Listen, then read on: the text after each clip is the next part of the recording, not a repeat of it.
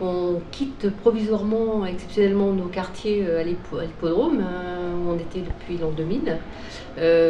pour des raisons très techniques, c'est-à-dire que l'hippodrome est en chantier, fait peau neuve, et donc on ne pouvait pas décemment faire la fête du livre au milieu d'un chantier. Donc on a dû trouver un autre lieu qui nous accueille, et de manière un peu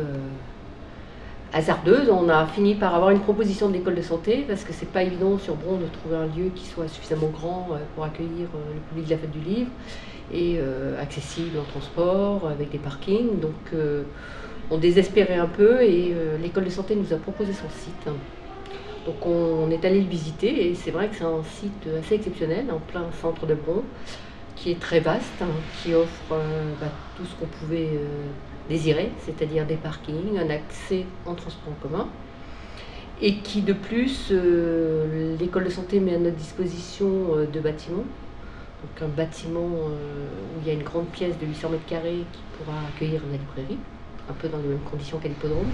et un autre bâtiment qui est en fait un bâtiment de cours, dans lequel il y a des salles de cours et des amphis, donc qui mettent à notre disposition ces bâtiments. Donc on aura des amphis. Bon, donc les rencontres se passeront cette année dans des amphis, mais les amphis sont vraiment faits pour écouter un prof, donc on peut y écouter des écrivains. Et puis ils ont également un théâtre,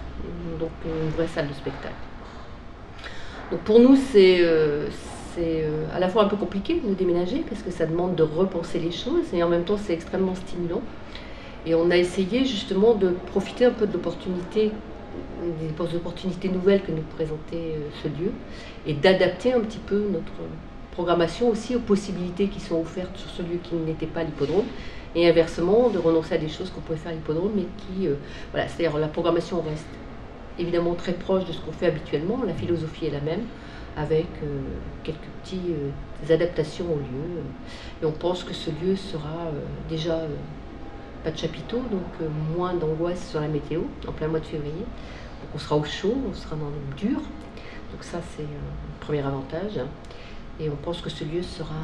très bien pour accueillir la fête du livre, très adapté. On n'avait pas de salle de spectacle. Bon, les salles de rencontre, c'est des salles qui sont dans le bâtiment, donc qui sont sonores, qui ne sont pas adaptées ni techniquement, ni enfin, au niveau son, pour pouvoir faire réellement du spectacle. Donc on proposait plutôt des petites formes dans des yourtes, dans des chapiteaux, des choses comme ça, ou du théâtre de rue. Bon, là il se trouve qu'il y a cette salle de spectacle, donc ça nous a permis de faire là-dessus une vraie programmation. Donc on a programmé d'un côté des lectures musicales, avec notamment par exemple François Morel ou Dominica qui vont venir faire une lecture avec des musiciens, donc quelque chose qu'on n'aurait pas pu assurer à l'hippodrome. Et de notre côté, Patrice Cala, effectivement, qui est un conteur qu'on suit depuis plusieurs années, qu'on aime beaucoup, mais qui lui aussi marie le conte traditionnel africain avec la culture moderne, du rap et de la musique, du jazz, etc. Donc qui travaille avec 3 musiciens, donc ça demande quand même un plateau, ça demande un minimum d'installation technique, et à l'hippodrome c'était trop compliqué. Donc là, effectivement, dans cette salle, on peut enfin accueillir ce spectacle, et qui est vraiment pour tous les publics, aussi bien les adultes que les enfants, toutes les lectures. Voilà, c'est quelque chose qui nous faisait envie depuis longtemps, mais voilà, on est un peu bloqué par ce problème de lieu.